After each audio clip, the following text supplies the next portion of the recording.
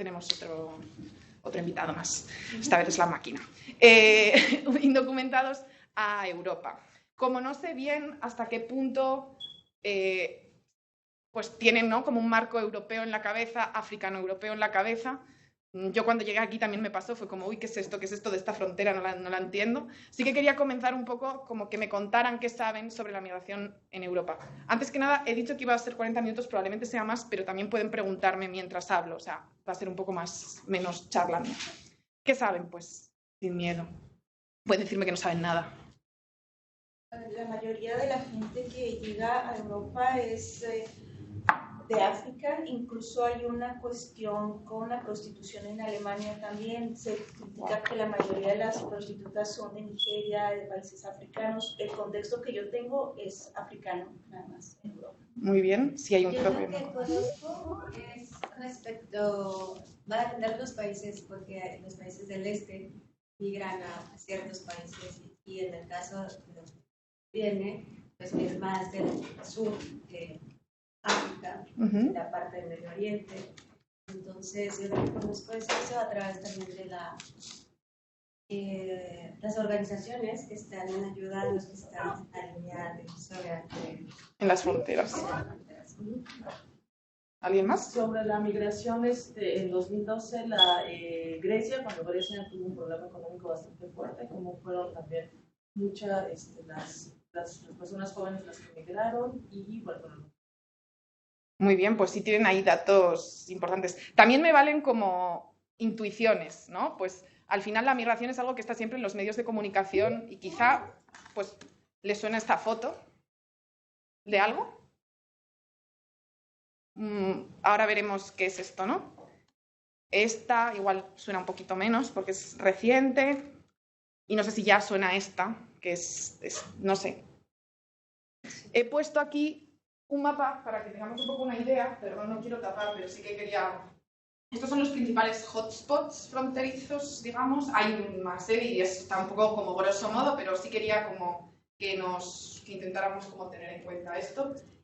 Yo trabajo sobre todo aquí, en esta zona, y en Ceuta y Melilla, que son enclaves coloniales de España en territorio marroquí. España continúa teniendo colonias, aunque diga que no, en territorio marroquí, y estos son dos pequeñas ciudades que lo muestran. Se han convertido en la frontera sur, en una de las principales puertas de África a Europa.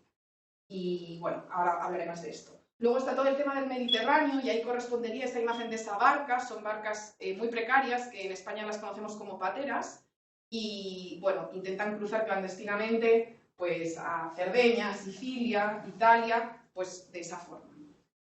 Todo el tema de Grecia, creo que lo mencionó la compañera, con sobre todo muchísimos refugiados sirios. Y luego tenemos aquí todo esto, es esa foto que os he dicho que es más actual, con la guerra de Ucrania, con migrantes que han intentado cruzar y no se les ha dejado. Bueno, aquí tenemos un pequeño lío que no voy a entrar en él, ¿no? ¿Qué quiero intentar enseñaros sin volverme un poco loca, ¿no? Que acompaño a jóvenes marroquíes que migran de forma clandestina, como os he dicho, a Europa, y que es una migración autónoma e independiente. ¿Qué digo con esto? Porque a veces lo digo y suena un poco, y aquí hay un debate, ¿no?, en torno a si la migración es autónoma o no. No sé si han entrado en ese debate todavía, pero entrarán. ¿Por qué lo digo? Porque migran según sus circunstancias y utilizando sus recursos. Esto es importante, sobre todo si hacemos una comparativa con México y Estados Unidos, en el que yo no tengo mucha idea, pero el contacto que he tenido con esta frontera es que los jóvenes no acompañados llegan y van a visitar y quieren estar con su mamá, con su tía, que está en distintos lugares de Estados Unidos. En el caso de España no es así. Estos jóvenes no migran para reunificarse, no es una estrategia familiar, tiene que ver con sus propias circunstancias, con sus propias vidas, y por tanto utilizando sus propios recursos, que como veréis son bastante distintos al de los adultos. Lo que yo intento defender, probablemente después aquí igual pues no estéis de acuerdo y estará bienvenido, seguro que aprendo mucho, es que esta juventud marroquí es muy diversa en cuanto a clase social, edad, nivel educativo, todo, pero es mientras migran en ese proceso clandestino de migración que se convierten en un sujeto colectivo, y este sujeto colectivo se llama jarraga. Voy a utilizar algunas palabras en árabe marroquí, las voy a traducir, pero me parece importante que aparezcan en árabe marroquí. Jarraga significa el que quema fronteras, y es un concepto súper poético que surgió en los años 70 con la migración clandestina del norte de África a Europa y que quiere decir el fuego de los pasaportes quemados, porque es ese fuego que sí o sí atraviesa las fronteras. Es una forma de entender la migración clandestina como un poco una resistencia política a la existencia de Estados-nación y a la existencia de fronteras. Aunque hay chicas, es algo minoritario y por eso voy a utilizar el masculino para referirme. No es el masculino genérico, es que realmente estoy hablando de chicos. Después podemos hablar de las chicas, podéis preguntarme, pero sí que hay una reflexión del género y sobre la masculinidad que me parece importante hacer y por eso voy a decir chicos. Y luego, esto, si hay una enseñanza que yo puedo dar, es que en ciencias sociales, en antropología y en migraciones en concreto, nos enfrentamos a sujetos multisituados y multidimensionales. Si yo hiciera una investigación sobre las alumnas y los alumnos de la maestría de Migraciones Internacionales, estoy segura de que me diríais, oye, pues que yo soy algo más que una alumna de Migraciones Internacionales, ¿no? Soy hija, mamá, no sé, me gusta jugar al tenis, es que no lo sé. Somos sujetos muy complejos y es importante, y tenemos la responsabilidad, las personas que tenemos el privilegio de investigar, de explicar esa complejidad, ¿no? Y eso es lo que voy a intentar hacer yo en el tiempo que tengo y pues probablemente no lo consiga, pero bueno. Una de las cuestiones que creo que es importante, ¿cómo? ¿Cómo pues llevo yo a cabo mi investigación? ¿Cómo la he llevado a cabo? ¿Qué he hecho? No sé si están muy familiarizados con las ciencias sociales y las metodologías en ciencias sociales. ¿Alguien tiene así como alguna idea? ¿Sabe algo? ¿Les suena de repente? Pues hacen entrevistas o... Todavía no han visto temas de metodología. No, o sea, no es una cuestión de que...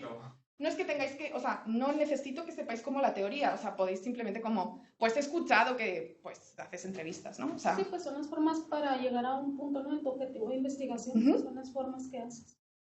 Alguna más, así Pues como... para recolectar la información. Muy bien. Eso es efectivamente, se recolecta información, eso es muy bien. Más o menos, ¿no? La metodología es el cómo se aborda y efectivamente se utilizan una serie de técnicas que nos llevan a recolectar esa información, que en el caso sobre todo de la antropología suele ser cualitativa, y yo en concreto lo soy 100%. Y hay una metodología fundamental, más bien un enfoque metodológico, que es el que yo utilizo y el que utilizamos muchas antropólogas y antropólogos, que es la etnografía. La etnografía se ha definido de muchas formas y tiene muchas definiciones, pero a mí me encanta la idea de entenderla como un enfoque metodológico similar a participar en la vida de los sujetos de investigación, vivir la rutina de vida de estos sujetos. Todo lo definen Hammersley y Atkinson, que son unos antropólogos que trabajan mucho tema de método, ¿no? Pero bueno, ya lo veremos. La etnografía, tradicionalmente, la antropología, ¿qué es y qué ha sido históricamente? Pues una disciplina colonial. El imperio decía, hey, ¿qué está pasando en las colonias? Mandaban ahí a un antropólogo y el antropólogo daba la lata, que decimos en España, durante un montón de tiempo, recolectaba esa información y se la mandaba al imperio, ¿no? Evidentemente esto, pues gracias a Dios, ¿no? Ha cambiado y ahora construimos al otro, construimos esa alteridad pues de una forma más horizontal, respetuosa, etcétera, ¿no? O eso se intenta. Pero se sigue haciendo etnografía en lugares concretos, lo que se llama etnografía unilocal. Es decir, pues si yo voy a estudiar a las alumnas de la maestría de Migraciones Internacionales, vengo a la clase de Migraciones Internacionales. ¿Qué pasa? Que como os digo, los sujetos son, y más en migraciones, multidimensionales y multisituados. Yo en mi caso, a mí esa metodología clásica no me servía, porque yo me encontraba con jóvenes.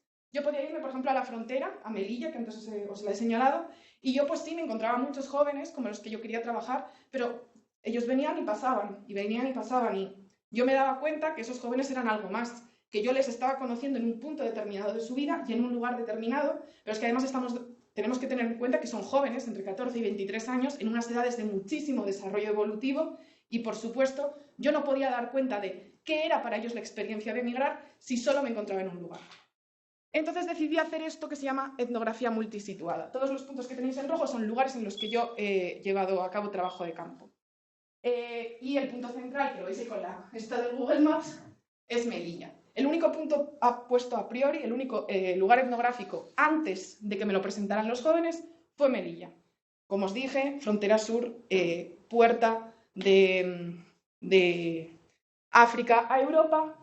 Yo me encontré ahí con muchísimos jóvenes marroquíes, esto es Melilla y ahí veis como en el mapa más general, muchísimos jóvenes marroquíes que llegaban de forma clandestina a Melilla y que, como ahora os explicaré, estaban en las calles. Entonces yo pude conversar con ellos, generar relación de confianza, etcétera. Y a partir de ahí ellos se fueron yendo a distintos sitios. Pues como veis, imaginaos, yo nunca pensé que iba a trabajar en París, por ejemplo, esto siempre lo digo. Jamás pensé que yo iba a llegar a París. De hecho, yo dije, mi límite está aquí, en la frontera. Yo soy vasca, entonces en la frontera entre el País Vasco y Francia. Mi límite está aquí. Bueno, pues mi límite no estaba ahí. Mi límite al final fue París. Y ya sí que ya no más, porque ya no puedo más. Entonces, yo seguí esos procesos, yo seguí esos itinerarios, ¿no? Y ¿por qué todo esto que estoy diciendo es tan importante? Porque una de las cuestiones que estoy intentando como dejar para el final, pero que nunca me sale, es que esta metodología permite, al final la metodología, como muy bien ha dicho la compañera, es una recolección de datos. Según cómo recolectas los datos, tus conclusiones serán de una forma u otra. Esto, todos llegamos a esta conclusión, ¿no? Entonces, es importante recolectar los datos entendiendo ese movimiento y ese cruce de fronteras. Porque si no caemos en una cosa que no sé si han escuchado, que se llama nacionalismo metodológico. No sé si así por el nombre me pueden decir algo de lo que puede significar. ¿A qué les suena? A mí me suena, usas tu metodología para reforzar tus ideas de nación, de cómo tu nación es mejor. Es lo que a mí se me hace. Pues fíjate que yo te daría la razón, habría otras personas que no, pero yo te doy la razón. Efectivamente, la idea del nacionalismo metodológico es que los estados-nación son contenedores naturales de personas, que todos formamos parte de ellos y que esto es así y punto. Bueno, pero es que vivimos en un mundo globalizado, en concreto los jóvenes con los que yo trabajo cruzan fronteras todo el rato. Yo no puedo, o sea, no es verdad, ¿no? O sea, como no, si yo me hubiera quedado en España, pues sí, tendría una información, pero es que además es mentira, porque además el cruce de fronteras no es solamente físico, sino que ya hay un cruce de fronteras virtual, de la información, etcétera, ¿no? Para eso voy a poner un ejemplo, y es que cuando yo fui a visitar a uno de los jóvenes que vive en París, pues hablando y charlando con él me dijo, oye, pues ¿por qué no vas a Marruecos, no? Y yo, pues él no podía porque está en situación indocumentada. Le dije, pues sí, pues venga, voy a ir a Marruecos. Y me dijo, yo te presento a mi familia, tú ve a Casablanca y yo te paso el contacto de mi familia. Y eso hicimos. Y entonces pues yo estaba ahí en Casablanca, él me pasó el contacto de su familia me vino a buscar al hotel, me llevó a su barrio, a su casa, y allí estábamos en una casa, que luego os enseñó la foto, y pues hablando, y qué tal está mi hijo, y lo viste en París, y cómo está, y de repente el hermano sacó el teléfono móvil e hizo una videollamada con él, que encima estaba trabajando en ese momento, y entonces estábamos, imaginaos, como el hermano, la madre, no sé qué, no sé cuántos, yo, en una casita muy pequeña, muy precaria, en un barrio en Casablanca, mientras tanto haciendo una videollamada en París, en el centro de París, que trabajaba en una peluquería ahí el chico, y mientras tanto él, tan emocionado, mandando imágenes a sus amigos que estaban por otros lugares de España, que también son jóvenes que han sido interlocutores míos, diciendo, mira con quién está Elisa. Si esto no es atravesar fronteras en un único momento, yo no sé lo que es, ¿no? Entonces, por eso es importante este tipo de etnografía. Y yo, la verdad, esto ha sido cansadísimo. O sea, pero es una de las cosas de las que de muchas cosas no estoy orgullosa de mi trabajo, pero de esto creo que sí que es un enfoque bastante interesante para entender a estos jóvenes. Bueno, esta es una foto de cómo es la valla en Melilla, pero bueno. Vale, una pregunta. Vosotros, vosotras que estáis empezando esta maestría de migraciones, ¿qué es lo que más os preguntan sobre migraciones? ¿No? Pues estáis en una comida con vuestras mamás, con vuestros papás. Oye, hija, mira, esto que sale en la televisión, ¿no? ¿Qué es lo que más os pueden preguntar como expertas o futuras expertas en migración? De migración. Ah, ¿no? Tenemos acción. Nosotros aquí. Ah, vale, perdón. Los que están en línea son los que ¿Pueden escribir o hablar? Sí, te escuchan perfecto y si quieren tomar la palabra. A mí no me preguntan, pero nadie os pregunta. Sí os pregunta. ¿Cuál creéis que son las preguntas entonces principales? Bueno, nosotros como los que somos foráneos, y al menos en mis padres es como primero el concepto, ¿a dónde te vas? ¿Qué vas a hacer? Si tienes una red de apoyo, violencia, ¿qué haces? ¿Qué comes? ¿Has dicho violencia? Ajá. ¿Y por qué te preguntan eso? O sea, ¿cómo en qué sentido te lo preguntan? En el sentido de que se ha quedado estigmatizada la ciudad por las desapariciones de las mujeres. No sé si el término correcto es discriminación, pero sí, en ese sentido, ¿no? Que se escuchan estas noticias, el índice de asaltos también, el narcotráfico, ese tipo de cosas que están, es lo que más... ¿Y a qué? Me gusta mucho la respuesta. ¿A qué estás aludiendo todo el rato? A la... ¿Estás aludiendo a algo? O sea, si no lo sabes, pues ya te lo digo yo. A ver. A las causas. Para mí hay una completa obsesión, yo todo me lo llevo a mi terreno, ¿no? Pues ya lo siento, hablo yo, pues ahora me lo llevo yo todo a mi terreno. Hay una obsesión absoluta desde los países del norte global por conocer las causas de la migración desde los países del sur. No sé si sienten eso, pero yo misma a veces es como, estoy en El Paso y ha llegado una caravana de migrantes de Venezuela, ¿no? Y es como, ¡ay, claro, el gobierno! ¡Ay, claro, la pobreza, el narco, el no sé qué, el no sé cuánto! Hay una obsesión absoluta por las causas. Es lo que valida el movimiento. Pero pocos, bueno, se enfocan en los resultados, ¿no? Que todo esto da. O sea, por ejemplo, acabamos de hacer un trabajo como unas exposiciones para la materia de teoría económica. Entonces yo escogí el caso de los homeless. Entonces yo le quise dar como el enfoque a los inmigrantes, ¿no? Que regresan de Estados Unidos y que se quedan en el borde a acampar y pues se convierten automáticamente en homeless. Entonces nadie habla de la situación de calle de estas personas que están varadas sin ser de aquí o de allá, ¿no? O sea, no saben, no tienen una identidad propia. Entonces, bueno, se habla de las causas, pero ¿dónde están los resultados? Creo que no sigas porque entonces me vas a fastidiar la presentación, ¿vale? O sea, te pido por favor, no me hagas la tesis doctoral, que quiero ser doctora. Tengo mucha ilusión en eso. No, pero creo que te va a gustar lo que viene ahora. Efectivamente, hay una obsesión absoluta por las causas. A mí nadie me preguntó por qué vine a Estados Unidos.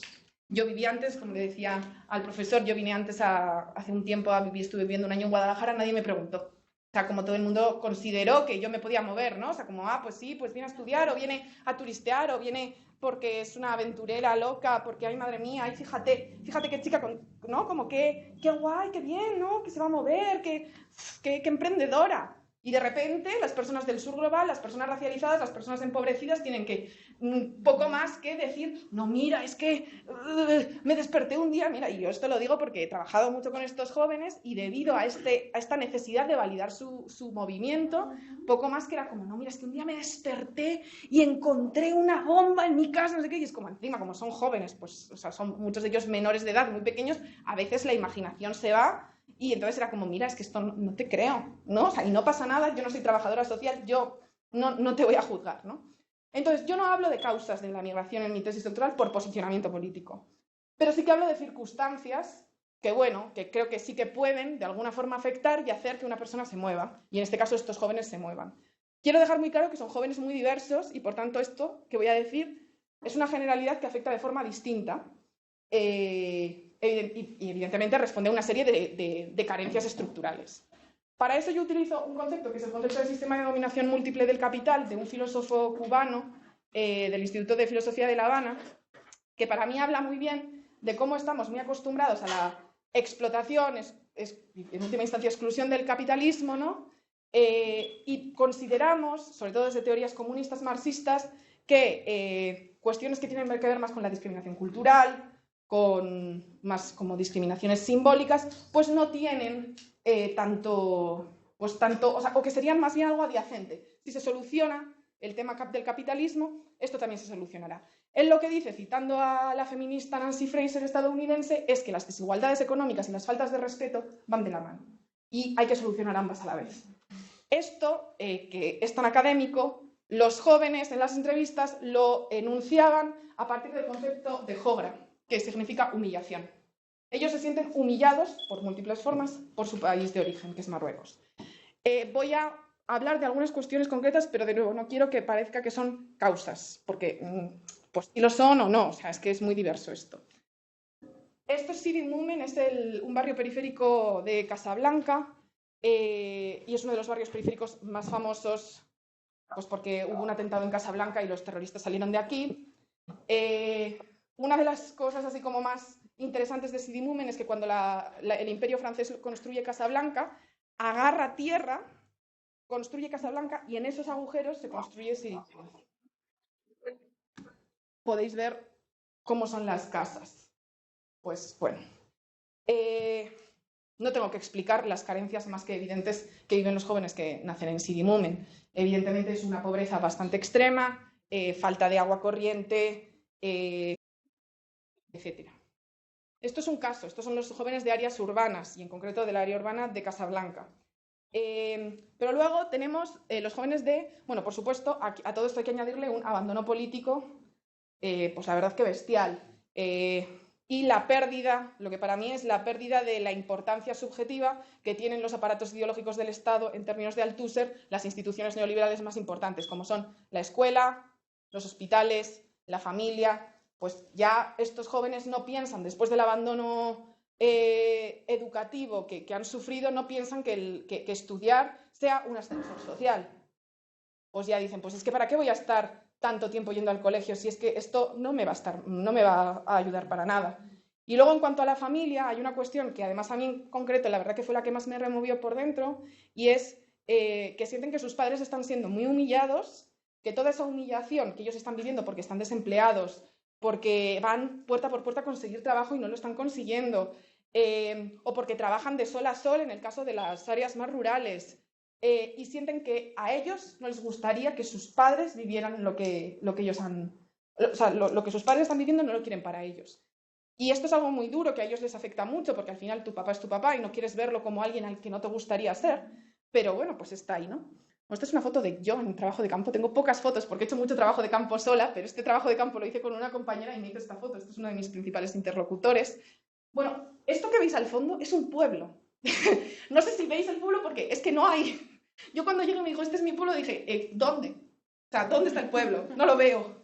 Esa casa de ahí empieza el pueblo y son literalmente 3 casas. La casa suya y de sus papás, la de sus tíos y la de sus abuelos. Esto es un pueblo clásico, un duar del Rif marroquí, y como veis no hay absolutamente nada. Yo ahí lo entendí todo. Yo me acuerdo estar sentada comiendo con su familia, mirarle y decir, menos mal que te has ido de aquí. Hermano, qué aburrimiento. ¡Qué aburrimiento! Yo decía, es que no puede ser, o sea, no pasaba nada, un silencio. Sácate el móvil, vamos a ver Netflix, porque vamos, o sea, me estoy aburriendo muchísimo. Este aburrimiento, que además esto fue muy... En el trabajo de campo, ojalá algún día podáis hacerlo, porque el trabajo de campo para un antropólogo, una antropóloga o alguien que quiere iniciarse en esto es lo más bonito del mundo, es también muy gestual. Y yo me acuerdo que cuando yo viví esa sensación, yo cogí y le dije, ¡qué aburrimiento! Hice así y él me dijo, sí, a que duele aquí. Y es muy bonito, porque es que realmente dolía aquí, porque era opresivo. Es como, es que no está pasando nada. Y para mí era nuevo, quiero decir, yo era nueva en ese contexto. Imaginaos, ¿no? El que toda la vida ahí. Él consiguió los papeles en España y por eso me pudo acompañar. Por eso, si no, la mayoría no. O sea, esto fue una cosa muy, muy excepcional.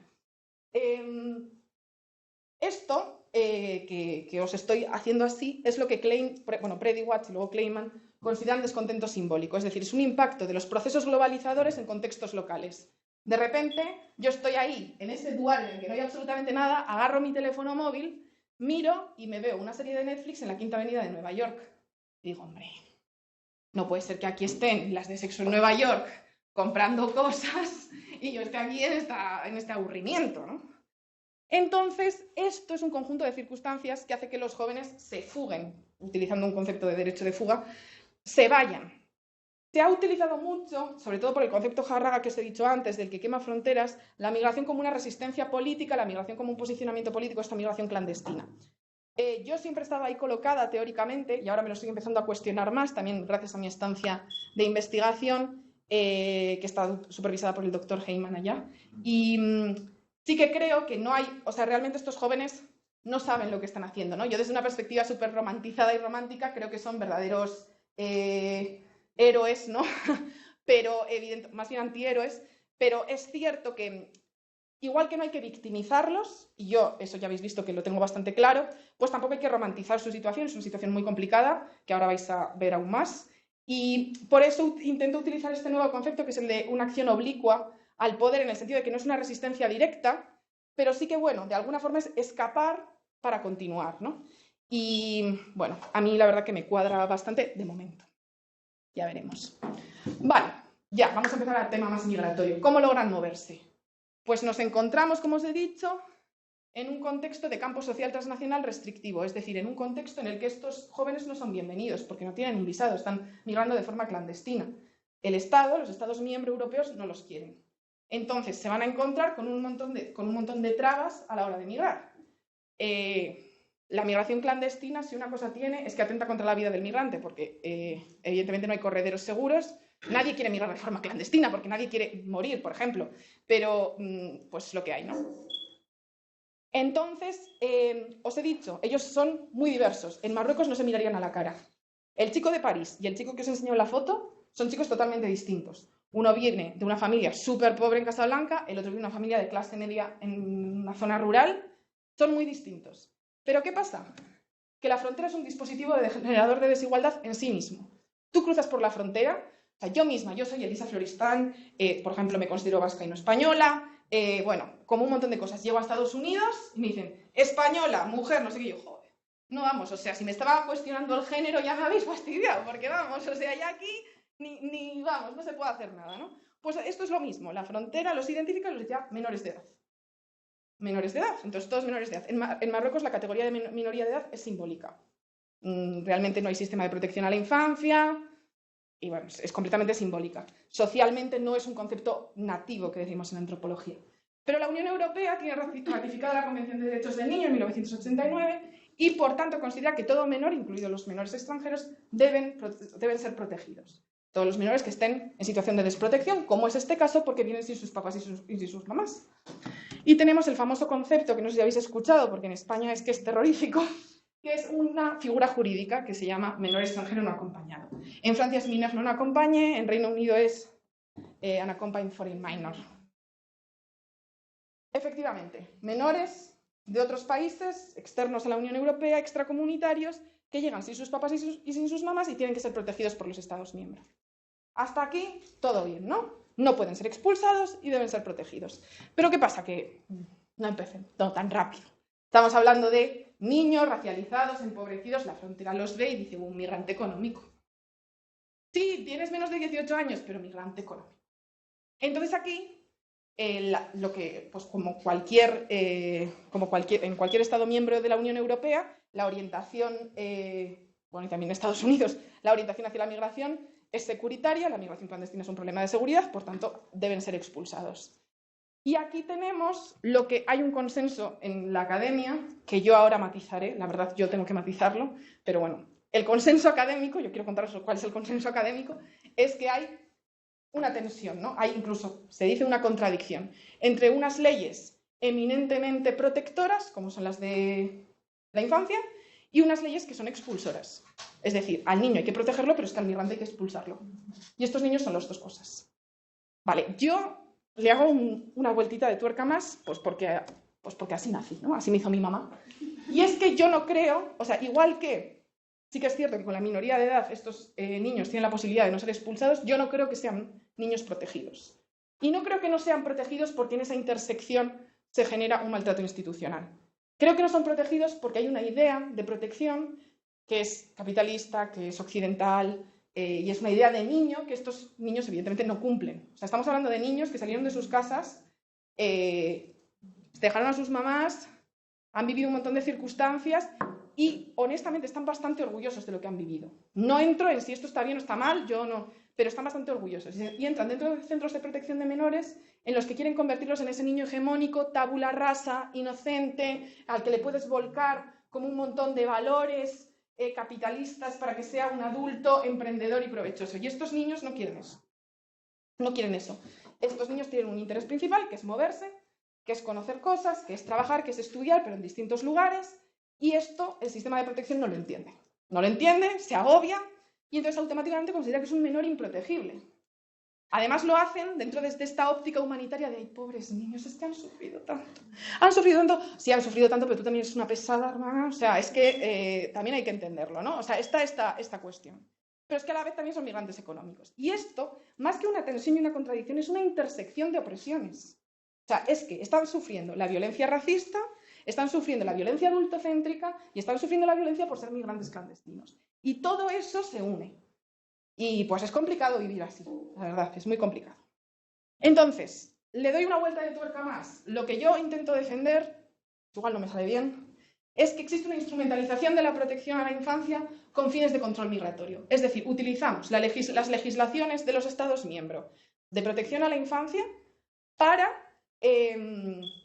hacer con esos menores lo que las legislaciones de migración harían, ¿no? Y claro, aquí los Estados miembros europeos cada uno tiene su rol, ¿no? En esto de la Unión Europea. Ya me parece un poco aquí como Juego de Tronos, pero... Entonces, España, sur de Europa. Estos niños llegan. Lo primero que se intenta, que para mí esto me enfada, lo primero que cuando llega un menor extranjero no acompañado es intentar reagruparlo con su familia utilizando el interés superior del menor. ¿Qué es el interés superior del menor? Dale, si lo sabes tú, dale, así puedo ver. El interés superior marca que, sale de la Convención de Derechos de la Niñez, que marca que todos los estados parte tienen que tomar las medidas necesarias para que ese niño o esa niña estén protegidos en protección especial, teniendo todos los recursos disponibles, y que cualquier legislación que esté sobre la persona adulta se va a priorizar la que tenga que ver con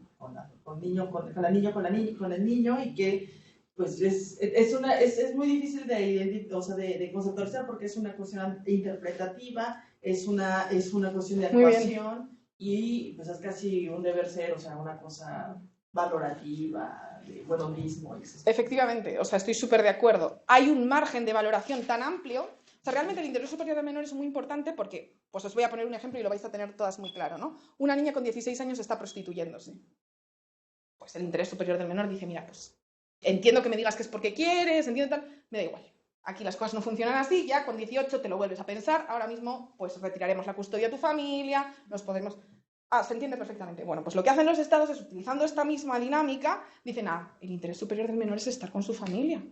Va a estar, donde más protegido va a estar es con su familia. Niños que con 16 años se han ido de su casa, lo mejor es que se devuelvan con su familia.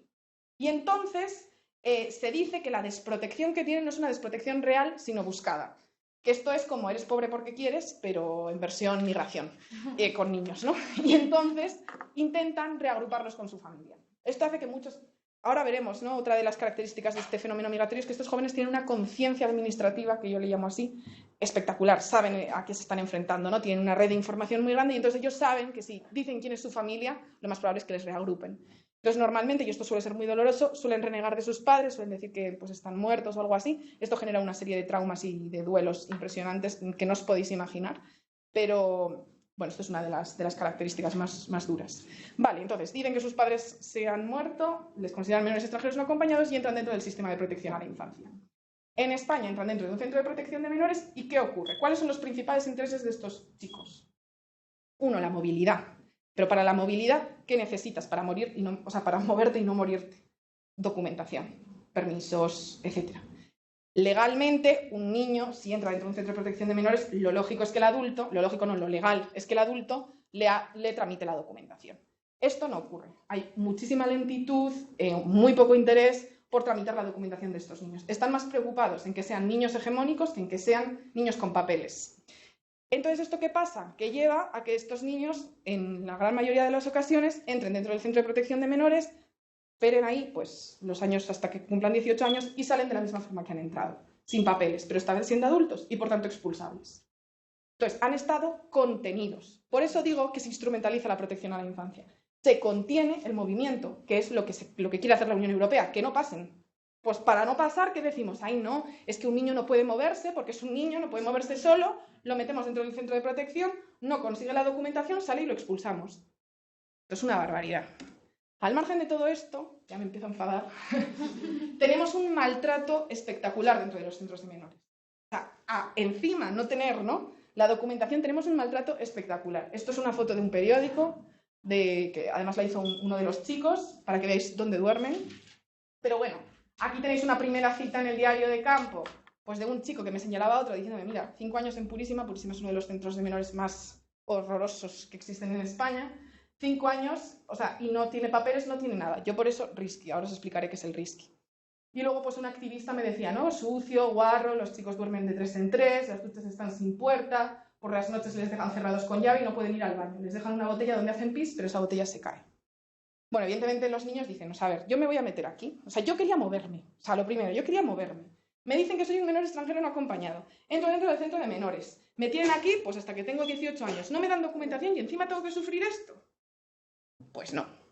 Y se van a la calle. Rechazan la protección de menores. Por eso creo que esto puede ser de tu interés y por eso te decía, frena, que me quitas la tesis. Viven en la calle y se mueven de forma clandestina con sus amigos, con su grupo más cercano de gente y sin compañía. Para mí esto es gravísimo. O sea, esto es... cómo el sistema de protección falla de tal forma que la protección a la infancia, o sea, que los propios niños rechazan la protección a la infancia. Es que para mí, de verdad, es... yo me quedé alucinada cuando lo vi porque dije, esto es insostenible, ¿no? Y fijaos si falla, que sobre todo, esto que os voy a hablar, hay distintas formas de moverse clandestinamente solo y evidentemente las circunstancias geográficas, fronterizas, etcétera, complican más o menos las cosas. Voy a hablaros ahora un poco primero de lo que ocurre cuando estos niños entran en Melilla y quieren ir al resto de la península y por tanto tienen que cruzar el mar, pero también después hablaremos de dificultades que hay en el propio territorio, porque estamos hablando de niños, pues 16 años solos, ¿vale? Entonces hay problemas, evidentemente. Esto es muy fuerte, entonces por eso siempre lo traigo. El risky es una práctica clandestina exclusiva de menores de edad, de niños, menores o mayores, pero bueno, niños pequeños, y consiste en colarse como polizones en los barcos que cruzan el mar. ¿Cómo se cuelan? Pues hay distintas formas. Esto es un dibujo que me hizo un chico una vez y me parece bastante gráfico. Puede ser escondidos en los motores de los coches, escondidos en los camiones, en los que es el tráiler, o subiendo por el mar las cuerdas. Y cuando yo le preguntaba a este chico cuál es la más sencilla, pues él me decía todas muerte. 1 muerte, 2 muerte, 3 muerte, 4 muerte. Todas muerte.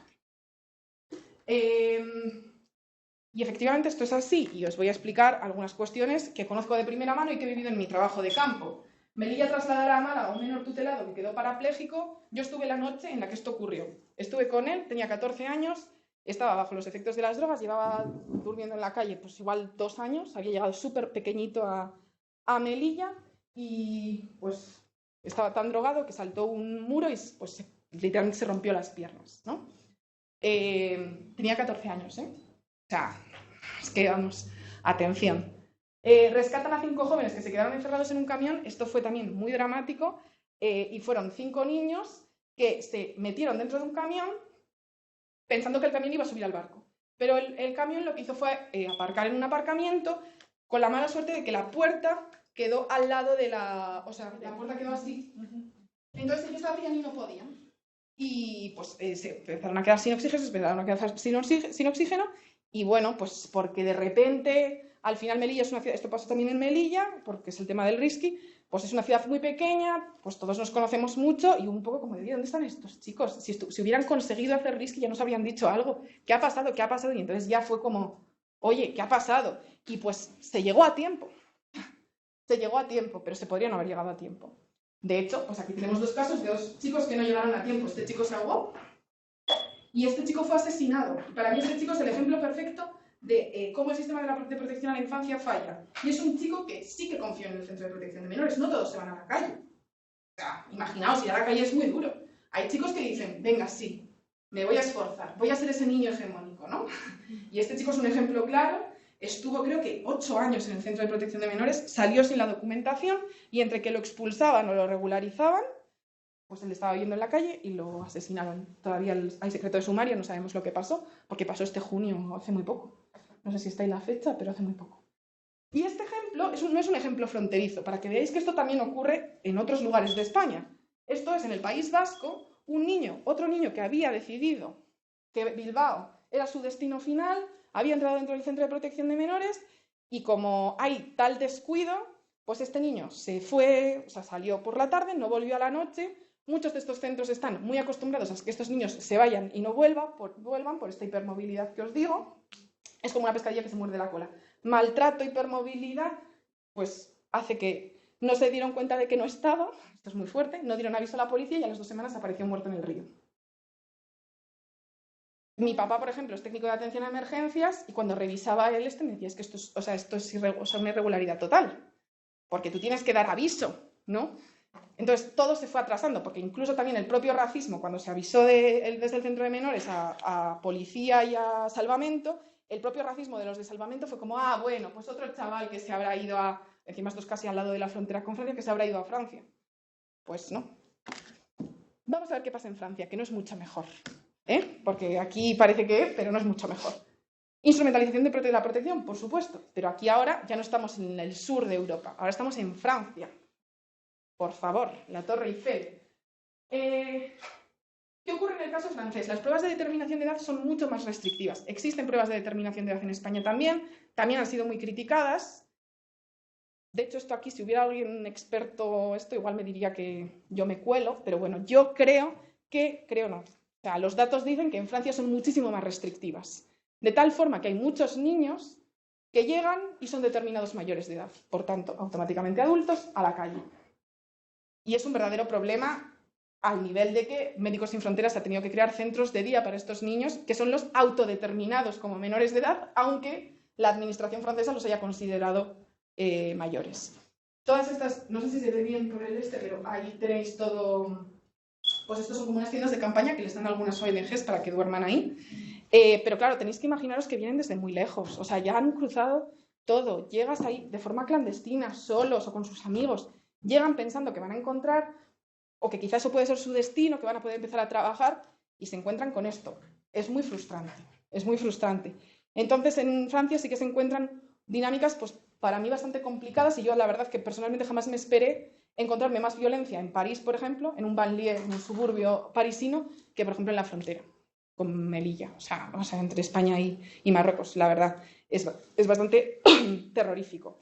Entonces, ¿cuál es el objetivo? Pues la expulsión. Si eres mayor de edad, la policía te agarra y te puede deportar, pero también la producción de mano de obra irregular, que es fundamental para sostener el sistema capitalista y que es fundamental para Francia, que es uno de los países europeos, creo que es ahora mismo no tengo el dato, pero cuando lo miré hace un año, que estaba revisando temas franceses, era el país con mayor población irregular en la Unión Europea.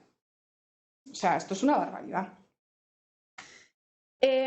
Rápidamente, porque no me quiero alargar mucho más y quiero ir como a las partes un poco más positivas. Y es cómo navegan estos jóvenes todo esto, ¿no? No quiero que quede la idea, de verdad, de que estos jóvenes no navegan esto. Simplemente son como el poder les ha caído como un yugo y no tienen nada que hacer. Es mentira. Además es que si tuviera aquí a muchos de estos jóvenes me dirían no, porque son personas muy orgullosas de las decisiones que han tomado y son personas que de verdad confían muchísimo en que su interés es moverse y que es un interés legítimo. Y además así dicho, no lo estoy diciendo como romantizándolo, es así, ¿no? Como decía, tiene una conciencia administrativa absoluta. Los que se quedan dentro de los centros de protección de la infancia es impresionante cómo conocen. Yo conocí a un chico que dijo que tenía 16 años y medio porque sabía que exactamente lo que podían tardar en hacerle la documentación eran 10 meses y no quería estar, o sea, él quería estar como el tiempo exacto dentro del centro de protección de menores para obtener la documentación y poder irse. Tenía la información exacta, decía, entre que no me van a hacer, es que además te lo decía así, es que entre que no me va a hacer caso el educador, no sé qué, no sé cuántos, tardo 3 meses hasta que al final me escuchan. Entre que me escuchan y la administración se pone en marcha, me han dicho que unos 9 meses, vamos a ponerle 10 por si acaso, no sé qué, cuánto se decía. Pero qué fuerte, o sea, qué conocimiento, ¿no? O sea, para que veáis. Y luego hay otros que directamente dicen, no, mira, yo todo esto, la verdad no me lo como, o sea, yo todo estar aquí en este centro de protección que está sucísimo y tal, no, me voy a la calle. Y entonces esos no tienen ningún tipo de conocimiento de nada, pero también eso muchas veces les ha llevado a conseguir más que los otros, porque la frontera, si algo tiene, es que es de muchísima incertidumbre. Y nunca sabes qué puede ir bien y qué puede ir mal, ¿no? Entonces vamos, desde los itinerarios más normales, más normalizados, mejor dicho, a las prácticas callejeras. Y es un uso utilitarista entre las instituciones y las prácticas callejeras. Van oscilando. Y aquí tenéis pues algunas citas, ¿no? Pues si algo no me gusta me voy, tomo esto y me voy. También tienen una red de apoyo familiar o lo que se llama la diáspora marroquí, ¿no? Todas las familias, pues los paisanos que están pues en Francia, en España, que de vez en cuando pues les pueden echar una mano. Y pues ahí van, ¿no? ¿Cómo he empezado? Diciendo que eran un sujeto muy diverso, ¿no? Que eran muchísimos jóvenes, muy distintos.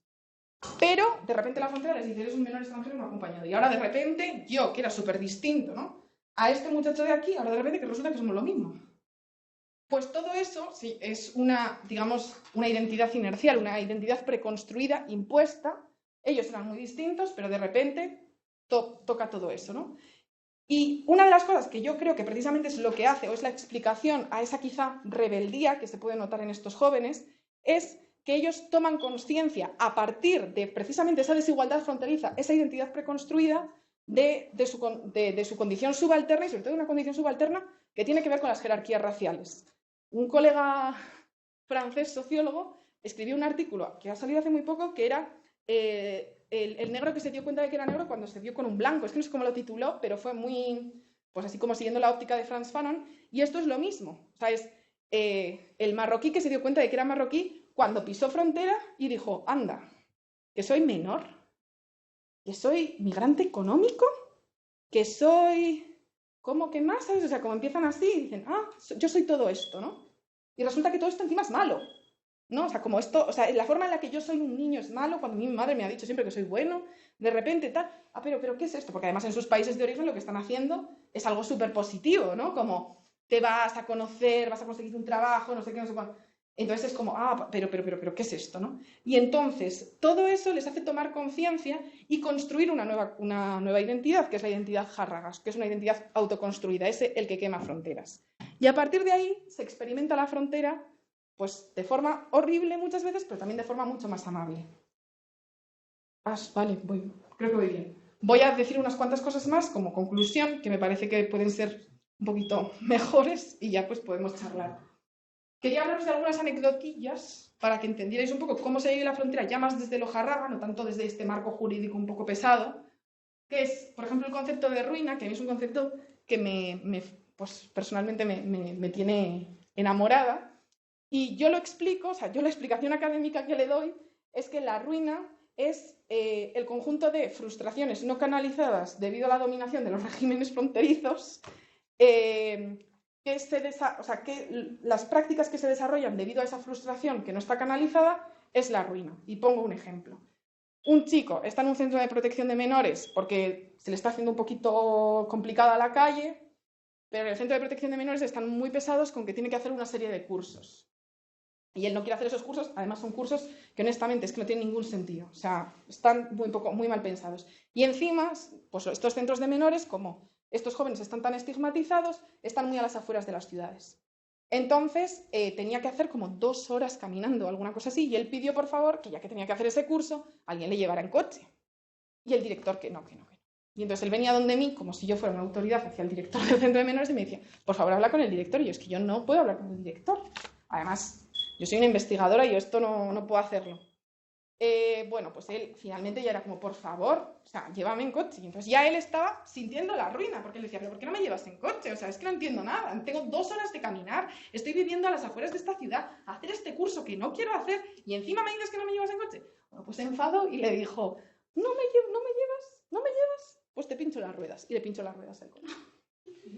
Eso es y yo cuando me enteré de esto, que encima me lo contó el director, fui y dije, pero ¿qué has hecho? ¿Qué has hecho? Y él, la ruina, Elisa, la ruina, es que me sentía en ruina. Y yo, Dios, qué fuerte. Esto es un ejemplo, hay muchos otros que no voy a...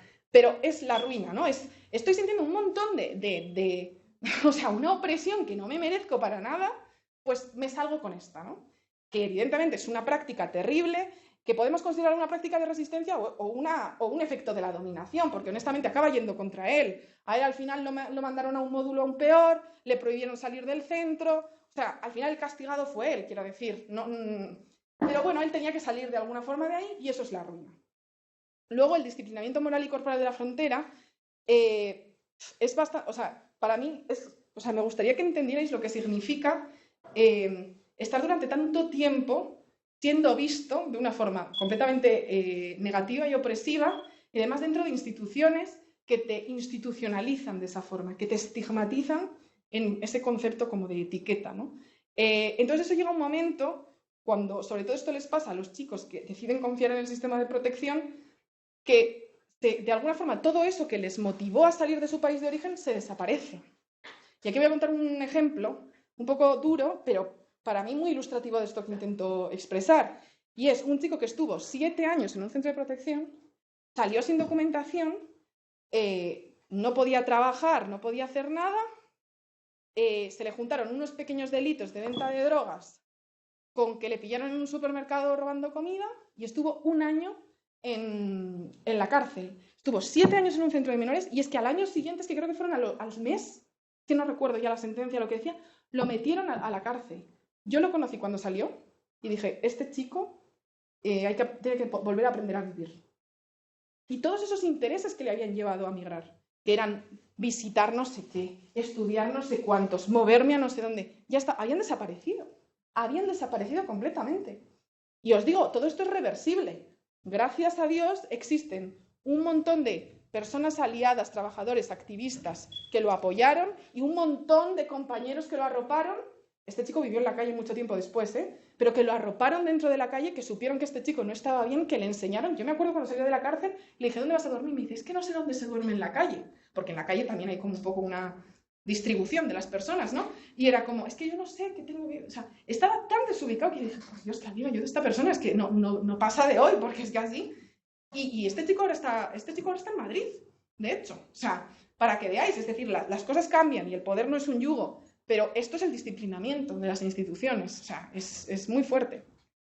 Y luego, no voy a decir lo de las narrativas, pero sí que quería terminar con 2 cuestiones. La primera es con que la risa es un instrumento de resistencia, o por lo menos de alivio, de esa violencia estructural y cotidiana muy grande, que hace que estos jóvenes, pues precisamente el tema de pinchar la rueda, ¿no? Que puede parecer, pero cómo el resto de jóvenes se rieron por eso y le dijeron, ¡ay, la ruina! Y ahí no sé qué, no sé cuánto, todo eso lleva a, de alguna forma, a vivir un poco mejor esas vidas que muchas veces están muy, muy comidas por la exclusión social. Y no solo de los que están en la calle, sino también los que están dentro de los centros de protección, porque como lo habéis visto, pues tampoco se vive muy bien. Y voy a contar una anécdota que es muy graciosa, aunque un poco escatológica. Y es que el mismo chico de la ruina, que como os digo, ha pasado bastante tiempo en la ruina, la verdad, no ha sabido, también era muy pequeñito, tenía 14 años y pues es normal. Después de este tema de la furgoneta, de que pinchó las ruedas del coche, decidió volver a la calle. Y durmiendo en la calle, tened en cuenta que el pasaporte es una cuestión fundamental para estos chicos, porque el pasaporte es lo que te dice que eres menor de edad y por tanto no vuelves a tu país, no te van a expulsar. Si la policía te ve en la calle, dice, uy, este es menor de edad, como mucho te lleva de nuevo al centro de protección, pero a tu país no te va a devolver. Entonces, pues él lo llevaba así como en una faja, como de plástico que se había atado, y a la mañana se despertó y pues fue a hacer sus necesidades. Y entonces se bajó los pantalones, se le cayó y cagó encima del pasaporte. Y entonces, pues no se dio cuenta, volvió y dijo, ¿dónde está mi pasaporte? Lo empezó a buscar y no estaba. Como veis, aquí sí que hubo ruina. O sea, estaba insoportable. ¿Dónde está? ¿Dónde está? ¿Dónde está? Se peleó con todo el mundo, me lo han robado, no sé qué tal. Y yo, como, a ver, por favor, ¿cómo te van a robar? Me lo han robado. Bueno, terrorífico. Y al día siguiente, ¿qué pasó? Que una mujer, que era la que limpiaba ese parque, una barrendera le llamamos en España, no sé si aquí es como el mismo concepto, como una persona que limpiaba el parque, que ya conoce que esos chicos están durmiendo ahí, que nunca llama a la policía porque sabe que son unos niños, que a veces les lleva comida, porque esa solidaridad existe, pues estaba limpiando y encontró el pasaporte. Y entonces se lo dio. Bueno, pues la risa de todo el mundo dice, pues es que eres tonto, ¿sabes? Es que ¿cómo haces esto? ¿Cómo haces esto? Pues fue impresionante. Y bueno, o sea, aunque de lo que nos estábamos riendo era una cosa muy fuerte, porque es muy fuerte que un niño de 14 años tenga que vivir en la calle, tenga que llevar su pasaporte agarrado con una especie de, como de plástico, y que tenga que hacer sus necesidades por las mañanas en un árbol, pues bueno, nos reímos y creo que eso es, pues es algo que hace la vida un poquito más llevadera, porque la vida se abre paso siempre. Y ya, termino con... No quiero que quede de nuevo como que este sujeto colectivo Jarraga es un sujeto que no se mueve. Y en última instancia, lo que ha pasado este año, para mí en concreto, es revolucionario. O sea, si yo digo que hay un sujeto colectivo Jarraga, es porque este sujeto colectivo ha llegado a llevar demandas políticas y ha propulsado un nuevo reglamento de extranjería que, gracias a Dios, hoy existe en España, y por eso muchas de las cosas que hoy os he contado ahora son distintas. También muy criticables, si me preguntáis, pero no nos queda tiempo. Existen resistencias politizadas. Es decir, estos jóvenes no solo son jóvenes ahí que tienen ahí su camaradería en la calle. Se han sabido organizar, también con muchísima ayuda, por supuesto, pero se han sabido organizar, ¿no? Y estos son todo fotos de varias manifestaciones que se hicieron durante, o sea, pues creo que fueron en septiembre del año pasado, se hicieron por muchísimas ciudades de España, algunas fotos son de Barcelona, otras son de Madrid, para conseguir un nuevo reglamento de extranjería que asegurara que todo menor extranjero no acompañado, cuando entra dentro de un centro de protección de menores, salga con su documentación y que además la renovación de esa documentación, de esos permisos de residencia, se hagan mucho más rápido, porque es una persona que ha estado tutelada por el Estado español. Esto es en España. En Francia, no, esto no está, ni muchísimo menos. Y estos son fotos pues, de la manifestación, de las pintadas o sea, de los grafitis que hicieron, y en Suma Fronteras, que significa vergüenza fronteras, que lo pintaron también ellos, y en la manifestación en Ceuta está. Madrid, Barcelona, creo. Y bueno, espero que os hayáis llevado, he intentado ir lo más rápido posible, que os hayáis llevado ahí como un poco una imagen de quiénes son estos jóvenes, de cómo están intentando navegar por este mar incierto de la Unión Europea, y que, bueno, cualquier pregunta, sugerencia o crítica, pues es más que bienvenida. Gracias.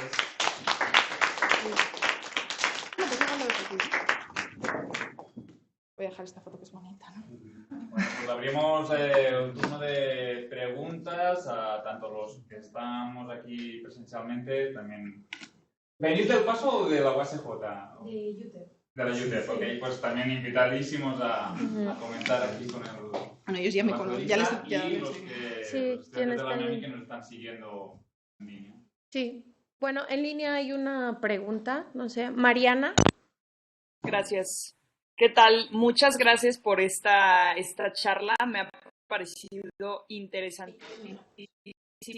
La verdad es que pensando, bueno, si se corta, me digo, pero espero que no. Yo nada más que pregunta, quería hacer un comentario, lo puse por ahí en el chat y ahora nada más lo quiero compartir, en el sentido que me ha ayudado mucho porque si bien tu investigación pues aboca a un territorio muy específico y lejano, entre comillas, de la realidad que nosotros vemos aquí en América Latina, me llama la atención y me hace pensar en estos patrones o en estos comportamientos que luego podemos tener o incluso formas de pensar como encuadradas, ¿no? A veces pensamos en la niñez migrante y ya tenemos un concepto, ¿no? Ya tenemos una idea y los vemos a lo mejor como incapaces o siempre como vulnerables en este sentido de a lo mejor sus papás se murieron en el camino, no sé, en una caravana migrante, no saben lo que están haciendo, no saben qué les ha pasado, ¿no? Así como un poco ese concepto, o al menos es en mi perspectiva, que luego hablo de este tema o hablamos de este tema y ahorita como que me está cayendo el 20 de decir,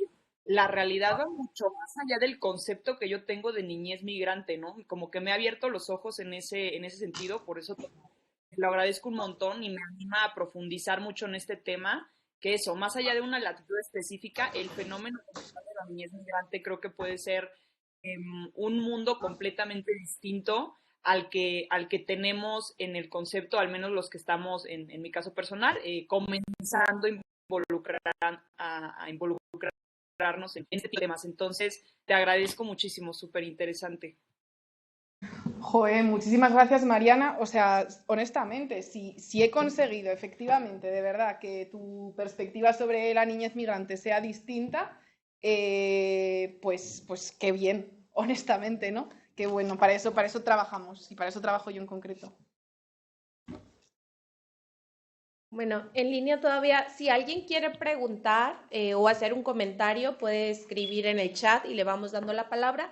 Y nada más un comentario de Salvador, que muchas gracias y felicidades por la presentación tan interesante. Que nos está acompañando también. Muchas gracias. Muchas gracias a él, por supuesto. Hay dos, pero... Adelante. Pues si quieres, dale tú. Yo tengo dos preguntas. Una sobre si has identificado cómo se vive, o sí, me supongo que sí, algún tipo de experiencia al respecto de la masculinidad, la construcción de la masculinidad en el proceso, teniendo en cuenta que la adolescencia como un punto álgido de esta construcción. Y la segunda es otra en la construcción del sujeto político, o sea, el sujeto político niñez, porque lo más complicado es de que en la legislación generalmente se habla de niñez, no se hace el corte de adolescente. Y entonces la construcción del sujeto político adolescente como este sujeto que no está necesariamente, no es hegemónico y tampoco está buscando, que está buscando sus propias formas y medios de vida con las circunstancias que tiene, si crees que es posible una construcción de este sujeto. Wow, qué dos preguntas más interesantes. Con respecto a la masculinidad, muchas gracias por hacerme esta pregunta, porque además justo es una de las cuestiones por las que, bueno, pues por las que me reuní con Salvador y la verdad que es algo que me está interesando mucho, ¿no? Sobre todo porque también trabajo, o sea, también hay chicas, pero en general son chicos. Y bueno, creo que una de las cuestiones que para mí es más interesante en torno a la masculinidad de estos chicos es que ellos sí que quieren asemejarse a la masculinidad hegemónica, porque esa masculinidad hegemónica es una masculinidad para ellos moderna y de alguna forma es a lo que ellos aspiran, ¿no? Pues a tener documentos en España o en Francia o en Bélgica o en Alemania y a ser, pues como muchos dicen, unos buenos hombres. Tengo una anécdota bastante graciosa sobre esto también, ya os digo que tengo muchas anécdotas, ¿no? Pero después de una entrevista en un parque pasaron unos chicos y chicas pues con los pelos de colores y así, parecía que iban un poco como haciendo un, es que no sé cómo se llama el concepto exacto, pero eran otakus y estaban como disfrazados de esto, ¿no? Y entonces este chico me paró rápidamente, eso es, cosplay, y eso es, perdón, gracias. Y entonces este chico me paró y me dijo, oye Elisa, tengo que hacerte una pregunta, estas personas son chicos que les gustan chicas, chicas que les gustan chicos, chicos con chicos, chicos con chicas, chicos que se quieren convertir en chicas. Bueno, llevaba un lío que le dije, no, o sea, simplemente son otakus, en plan, no hay nada como, no tiene nada que ver con el género, ¿no? Pero para que veáis, ellos tienen un interés, de hecho, mediáticamente ellos son considerados como, ¿no? Pues encima, como son muchos de ellos son musulmanes, esta idea, ¿no? Como de que van a discriminar a la mujer o como que son masculinidades más autoritarias, tradicionales, es falso. A mí, de hecho, esto es una de las cosas que más, ¿no? Como desde mis directoras de tesis, ten cuidado, no hagas trabajo de campo sola. Es normal, es lógico, eran unas precauciones que había que tener, pero la realidad es que estos jóvenes están intentando al máximo posible asociarse a esa masculinidad hegemónica. No siempre lo consiguen y sobre todo la calle, pues es algo que muchas veces, pues interrumpe estos procesos de construcción de masculinidades pues más modernas, entre comillas, y pues precisamente como en algunas reflexiones del profesor Salvador he leído, al final se intenta reafirmar la masculinidad sin los mecanismos, sin las herramientas que la permiten, ¿no? Como sería pues ser un proveedor económico, pues ese tipo de cosas, casarse, tener un trabajo y este tipo de asuntos. No sé si he respondido a tu pregunta, pero bueno, estoy en ello. O sea que igual si me contactas en un tiempo te puedo hacer más esto. Sobre el sujeto político, pues mira, ¿qué te voy a decir? Que me parece una pregunta muy interesante y ojalá tenerle una respuesta como mucho más clara. Yo creo honestamente que el principal problema es que a pesar de que tengamos todas estas legislaciones de la infancia y la Convención de Derechos del Niño, la realidad es que las infancias, las adolescencias no son consideradas sujetos políticos. Y porque por mucho que haya una cuestión política detrás, por mucho que haya legislaciones, la realidad más absoluta es que lo que queremos es adultos funcionales para el capital. Esta es mi perspectiva, ya lo siento. O sea, nací así y parece ser que me he convertido en esto, pero esta es mi perspectiva. Entonces, un niño no es un adulto que contribuye al capital. Un niño es un futuro adulto. Y por tanto, mientras tanto, no será un sujeto político. Y todos esos niños, no solo estos, sino muchos otros, anda que en América Latina no hay organizaciones de niños trabajadores, por ejemplo, no van a ser tomados en serio. Entonces, no es una cuestión de que la infancia, la adolescencia, que sí, también podemos entrar en este tema, pero sino que es que la realidad es que esos intereses de participación, de conocer el verdadero interés del niño, no están presentes. No están presentes. O están presentes cuando el niño te va a contestar, lo que quiero es jugar. Pero si el niño te contesta, lo que quiero es viajar solo a París, ahí ya no sé cómo abordar esto. Y no estoy diciendo que viajar solo a París sea algo que deba permitir un centro de protección. Lo que estoy diciendo es que hay que entender cuáles son los intereses y manejar este acompañamiento. Estos niños necesitan protección. Yo nunca negaré esto, pero necesitan una protección específica. Y esto, pues aquí tenemos un problema. Sí. Ahí hay otra. Es cierto, sí, perdona. Sí. Mencionaste a Frantz Fanon. ¿Qué parte de todo lo que dice Frantz Fanon? Bueno, yo no sé mucho de Frantz Fanon, solo sé que él piensa que el mayor movimiento anticolonial es la violencia, es todo lo que sé de Frantz Fanon.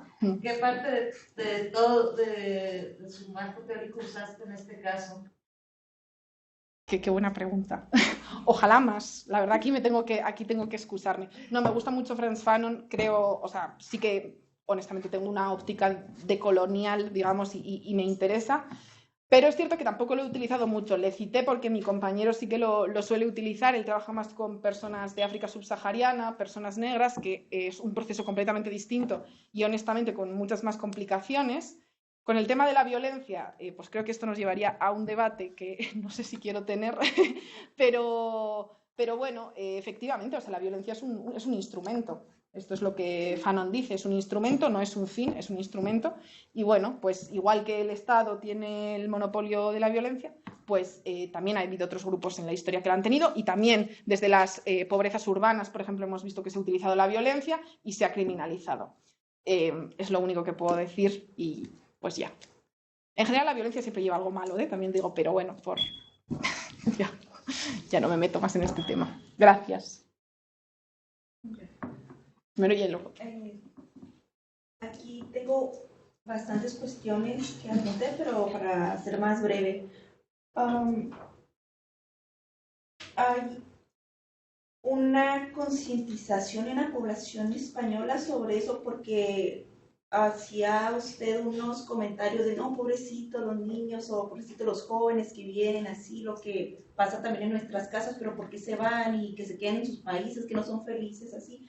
Pero con esos comentarios son los que tiene la población española, o cómo se concientiza. ¿Hay algún proceso como el que pasó en Alemania con creo que es el milagro de junio, cuando apareció un niño sirio en la playa ahogado? Así después ya se hizo una apertura a esta migración siria. Por ejemplo, en Alemania hubo hace unos años una alfabetización para musulmanes. Hay ese tipo de, no sé, de apertura de que, bueno, hablan español también en Marruecos, pero con otras cuestiones, les daban kits de higiene en Alemania, se abrió como un tipo de estadio, un gimnasio, y ahí estaban comiendo, iban y comían con los musulmanes. ¿Hay algo así parecido? Y otra cuestión, ¿cómo manejan la violencia? Por ejemplo, ¿usted tiene colegas que manejen y trabajen la violencia con estos jóvenes? Porque está aquí en México el caso de programas de lectura, pero ellos trabajan con niños, con jóvenes. Yo no tengo conocimiento que trabajen con jóvenes, aparte son más arriesgados. ¿Se pudiera implementar algún programa de lectura, club de lectura? Porque con los niños funciona muy bien, yo no sé cómo sería ahí. Y ya la última, una vez en un programa de televisión, de esos periodistas que andan por el mundo, aquí viven así, como que todo muy bonito, ¿no? Fue a Marruecos y él tomó fotos de gente y video. Oye, le preguntas a una connacional que vive en Marruecos, dice, oye, ¿por qué todos felices en la calle? Veo a los niños sonriendo en los mercados. No, dices que en España tenemos a los niños con 3 clases, que vayan a danza, que vayan a esto, a idiomas y así, y aquí es la familia, aquí están contentos, se dedican más a vivir. Pero yo nunca había tenido este concepto de jóvenes de Marruecos que se van a esa cuestión de la migración. ¿Hay un programa que transmitan, al menos en su país, en España? Miren, esta es la realidad de Marruecos, no es solo que anden felices en los mercados, los jóvenes están saliendo. ¿Hay estos programas? Porque al final de cuentas, todos, por ejemplo, yo tenía, ahorita de Marruecos, dije, pues, ¿qué nos va a decir? Porque yo tenía a los mercados, los niños felices, los jóvenes ahí a gusto. Yo tenía eso. Hay ¿Cómo? Mira, me sale, perdón, es que me sale decir cómo es el Estado marroquí. O sea, es que cómo controla, es que es una pasada. Mira, no sé ni por dónde empezar. Evidentemente por esta última parte, porque es que me parece, el Estado, es que no sé ni, de verdad, me fastidia porque yo que he vivido en Marruecos digo, joder, qué morro tienen, de verdad. El Estado marroquí es un Estado dictatorial. O sea, esto para empezar.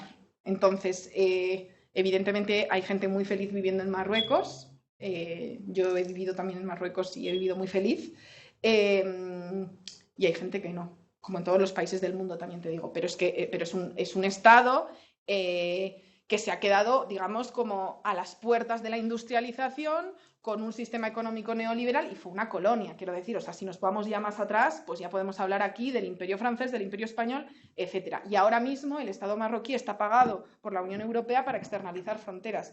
Por tanto, institucionalmente es un Estado que es fallido. O sea, y esto lo dice la literatura. O sea, esto no es una cuestión política, o sea, es política, pero quiero decir, es una cuestión de consenso, creo, bastante académico. Fuera de Marruecos, por supuesto, porque el control que tiene el rey marroquí sobre toda la información que se vierte fuera, pues os podéis imaginar. Entonces, pues ese documental que viste no lo sé. De hecho, hay un libro bastante que recomiendo que se titula Immigration Nation, que es de Lorena Gazzotti, y habla precisamente de Marruecos como un país emisor de muchísima migración y a la vez receptor de muchísima migración porque recibe mucha migración de África subsahariana. Entonces, este es un poco el contexto marroquí. Llevándolo a España, la migración de Marruecos a España, o sea, España colonizó en Marruecos, sobre todo la parte del norte, la parte del Rif, entonces hay un montón de migración, ya había un montón desde siempre, muchísimos marroquíes en España, y el tema de la migración juvenil es algo que existe desde los años 80, pero que desde los años 2000 se convierte en uno de los ejes mediáticos políticos de la política institucional en España, más que absoluto, y pues honestamente, en una de las principales cuestiones en agenda política. Los menores extranjeros no acompañados en España, y aquí hay un compañero, digamos, del Estado español que te puede decir perfectamente que no hay día en el que no aparezcan estos niños en portadas como considerados criminales, que roban, que lo hacen todo mal, realmente son el eje de todos los problemas.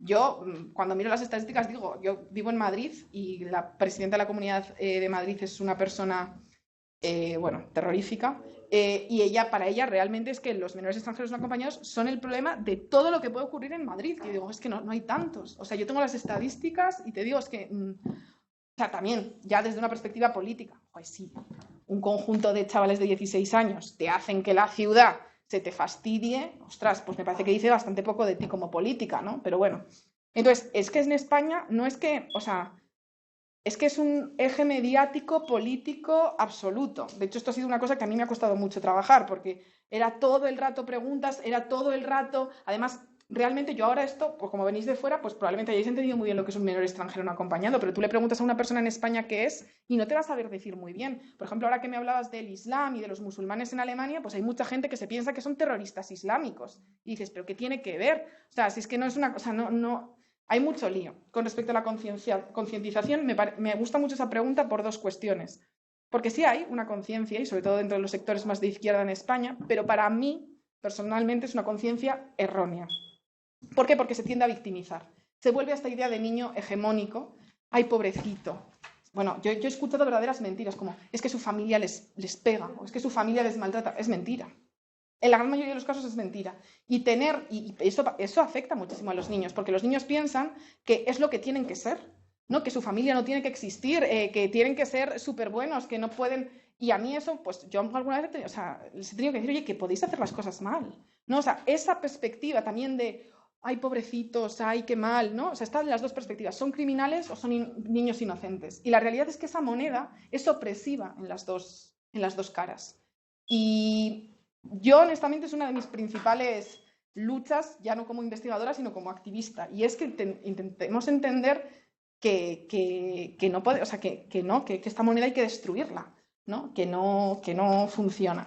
Y con respecto a lo de Alemania y los musulmanes y tal, pues creo que te he contestado, en el sentido de que pues esta conciencia está como demasiado dividida y para mí no interesa, o sea, no pone en el centro los intereses de los niños, de estos niños que son los que verdaderamente nos deberían interesar si hablamos de estos jóvenes. Creo que he contestado más o menos a todo. Lo de la violencia, pues no sé cómo se lo tomarían, porque mira, o sea, tengo una experiencia una vez que hicimos un taller y la verdad, fue terrorífico. Entonces, no sé cómo se lo tomarían. Es que hay tanta diversidad, porque este sujeto colectivo Jarraga, como os he dicho, es un sujeto diverso, es decir, cuando ya se convierte en un sujeto colectivo, es un sujeto diverso igualmente. Lo que pasa es que es cierto que a la hora de conseguir derechos, pues es un sujeto común. Entonces, pues yo he conocido a jóvenes que les encantaba leer y que he podido leer con ellos de muchas cosas y hemos podido hablar de muchos temas muy interesantes. De hecho, recuerdo uno de ellos que su papá era profesor en la universidad y cuando le expliqué lo que estaba haciendo me dijo, tú lo que estás haciendo es una tesis doctoral. Y yo, pues nada, ya está. Pues ya podrías hacerla tú, ¿no? Pues que ya que sabes tanto. Y luego he conocido a otros chicos pues que honestamente casi no saben leer o no saben escribir. Entonces, pues vería bastante difícil poder hacer un taller de lectura con ellos. Todo se andará, me das ideas. Creo que estaban vosotras dos, luego Daniel. Atrás había levantado la mano, ¿no? Sí, yo quería, Primero que nada, pues muchas gracias por compartir todo este proyecto. A mí se me hace muy profundamente relevante, importante y también pues difícil, ¿no? Porque empezó la plática con metodologías y cómo tú estás pues, usando diferentes acercamientos, por así decirlo. Y pues hablando de esto, digamos, lo podríamos llamar una crisis de representación, ¿no? Y cómo es que la representación a través del lenguaje, incluso a veces el uso estratégico del lenguaje para poder generar ciertas identidades, etcétera, ahí en tu campo de estudio, por así decirlo, o ahí donde hiciste tu investigación, pues obviamente predomina en España el español, pero en Marruecos predomina un lenguaje arábico. El árabe, sí. El árabe. Ajá, entonces me pregunto yo, en un lugar que ya está siendo mediático y donde crisis de representación es central, ¿cómo fue tu experiencia con esa barrera del lenguaje? O sea, pues tú sé que aprendiste el árabe, pero pues no sé qué tanto lo aprendiste y cómo fue que navegaste todo eso. ¿Habían intérpretes? Y también cuando estos jóvenes están ¿cuál es la palabra? El lugar donde... ¿En Melilla, en la frontera? Donde, pues, el enclave. Donde los cuidan. Pues, al centro.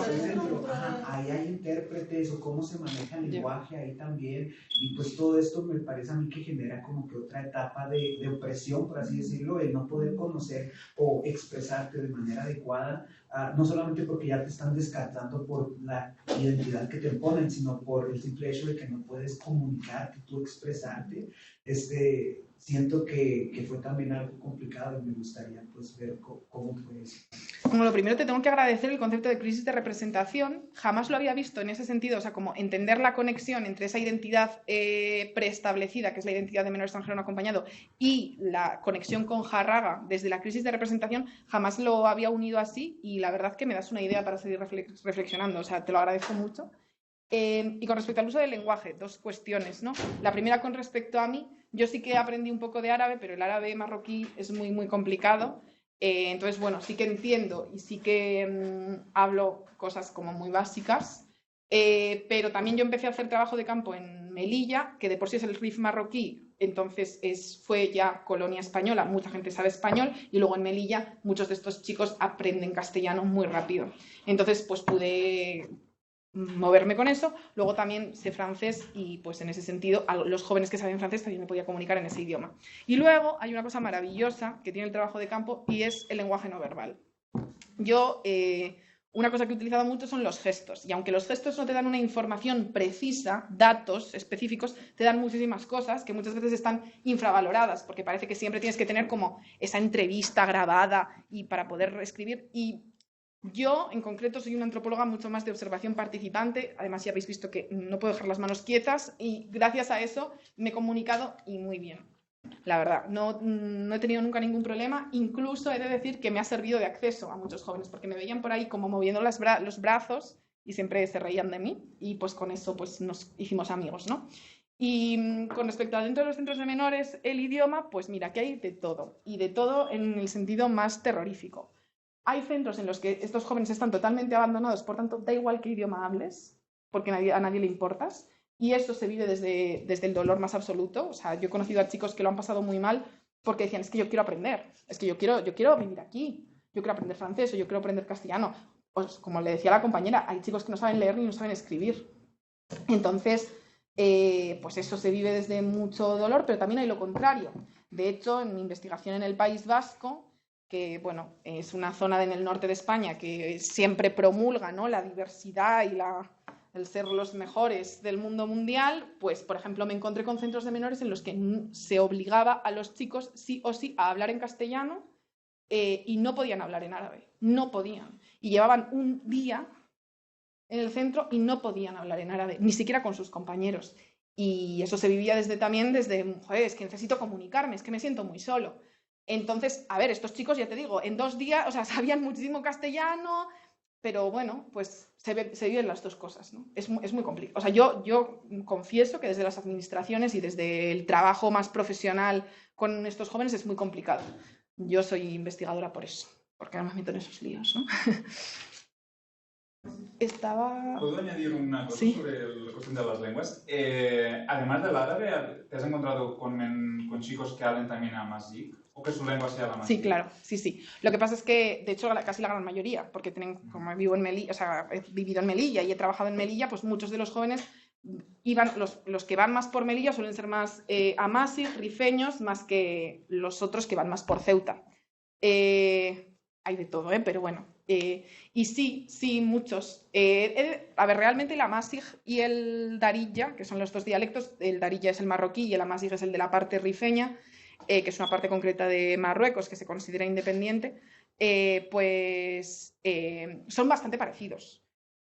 Aunque digan que no, yo lo siento. O sea, son bastante parecidos y al final los chicos saben los dos. Entonces, yo aprendí, o sea, yo al principio esto fue una preocupación antes de entrar a campo, ¿qué debería aprender? Darija o Chelja, como dicen ellos, y al final no tuve problema. O sea, el darija era lo más universal, digamos, o sea, como lo que más iba a poder. Bueno, pero sí, claro. Bueno, y sobre todo, ya no tanto como en tema del lenguaje, sino en tema identitario. Esto ha sido una constante en el campo y también cuando hablo de que es un sujeto diverso, es que es un sujeto diverso en este sentido y muchas veces esto genera conflictos. O sea, yo no estoy diciendo que sean todos amigos juntos como hermanos miembros de una iglesia, ni muchísimo menos. O sea, hay mucho conflicto, por ejemplo, en este sentido político, de los que son rifeños y los que son del sur, pero bueno, pues al final los derechos son los derechos, ¿no? Entonces sí, pero sí, es muy buena pregunta. Bueno, solo es un comentario así rápido porque se me terminó yendo la idea general. Ay, perdón. No te preocupes, así soy yo de distraída. Bueno, pues agradecer. Y te quité el cuaderno y estás apuntando. No, está bien, no te preocupes. Te digo, soy muy distraída donde quiera ando apuntando. Ay, perdón. No pasa No, pero te agradezco por el cuaderno, ni fallo. Bueno, gracias por tu presentación o por tu investigación. Y bueno, vienes a mí, por ejemplo, yo también estoy interesada en el tema de la migración, pero ya más enfocado con violencia de género, pero bueno, es otra cuestión. ¿Cómo vienes y me tiras a mí, ¿no? Como esta concepción eurocéntrica, que por muy consciente que seas de todo lo que construye a estas concepciones, pues uno no se esperaría que en Europa, no potencias, o sea, pasen estas cosas tan marcadas como de, bueno, aquí también se está batallando por lo mismo que aquí en Ciudad Juárez, ¿no? Con los migrantes que vienen del sur. Y bueno, siguen respondiendo, es la misma metodología, aunque sean diferentes naciones, diferentes ciudadanos y ciudadanas. Sobre, por ejemplo, tú ahorita que decías, ¿no? La clase social. A ti nadie te preguntó, ¿tú qué vienes a hacer de España aquí a Estados Unidos o a México? O sea, claro que no. Pero sí, los migrantes que vienen pues por cuestiones de violencia, como quieras llamarle, tienen que estar justificando como su estadía aquí, ¿no? Como hay lugar con quien se topen y donde se topen y donde estén.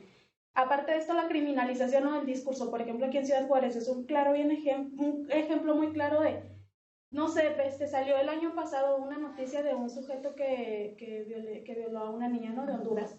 Todos los migrantes hondureños son así, vienen nada más a molestar, vienen nada más a violar a las niñas, etcétera. Entonces, ven para los que apoyan a los inmigrantes, etcétera, ¿no? Otra, aquí hay ahorita hay crisis en las maquiladoras por falta de mano de obra, ¿no?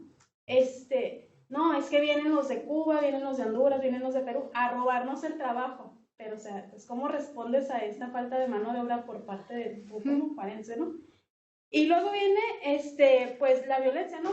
Que rodea a todas estas personas y que luego uno le dice al Estado, bueno, ¿cómo vas a afrontar esto? Son ciudadanos y ciudadanas en el mundo, ¿cómo vas a defender a estas personas? Y vienen los demás y te dicen, no, es que no es cuestión del Estado. Claro que sí.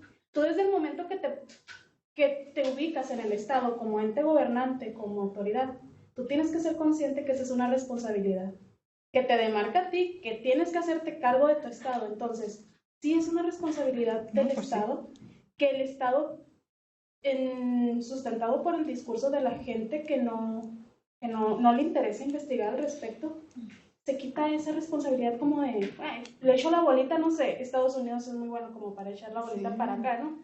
Entonces, sí, México sírveme de bloque. Europa no te quiero decir. Ajá. Pero aquí también, o sea, no hay una seguridad para esos ciudadanos y esas ciudadanas internacionales. Y supongo, ya viendo con lo que tú nos traes, pues, allá. Y peor aún, pues son infancias, son jóvenes que... No, pues sí. No, de hecho, lo que tú estás aludiendo, y me gusta mucho cómo lo estás haciendo, es a cómo cuestiones que son estructurales y que son tan macro permean de tal forma que de repente hay personas muy concretas a las que esto les afecta. Y esto en Europa se ve muy claro. O sea, yo antes os decía, porque el Estado marroquí, no sé qué, entonces, bueno, la existencia de este Estado marroquí tan dictatorial y tan controlador está pagada por la Unión Europea. Entonces, pero, y fijaos cómo todo eso afecta hasta tal punto de que le puede afectar a un chico pequeño que está... Pues esto es... Sí. Tengo una... Vale. Luego creo que... Ah, y él también estaba, creo que tú estabas antes, ¿verdad? No, pues... ¿Sí? Perdón, no estoy llevando bien las... Bueno, usted comentaba que necesitan un acompañamiento, pero sin oprimirlos. Y desde el punto de vista social, pues es un colectivo, pero desde el punto de vista de derechos es un sujeto. Y también comentaba que está siendo activista, o más que lo está viendo más como activista, ¿no?